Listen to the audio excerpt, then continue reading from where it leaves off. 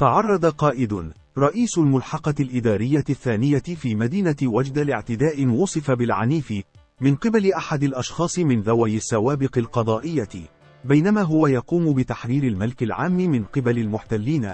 ووفق ما كشفت عنه مصادر مطلعة، فإن رجل السلطة بينهما هو يقوم بتحرير الساحات العمومية والشوارع من قبل المحتلين للملك العام، فإذا به يتفاجأ بالمعني بالأمر وهو ينهال عليه بوابل من السب، مستعملا العنف اللفظي. وأفادت المصادر ذاتها أن المنطقة التي كان يقوم القائدة بتحريرها تعرف انتشارا كبيرا للباعين الجائلين، سيما المستعملين لدراجات تيري بورتور والعربات المجرورة.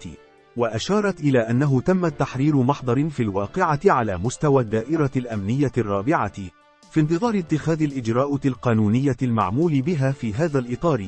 وكان مواطن قد أقدم شهر شتنبر دجنبر من العام الماضي على رش قائد رئيس الملحقة الإدارية 14 في مدينة وجدة بالماء القاطع، فضلا عن تهديده بسيف، وذلك أثناء قيامه بمهامه.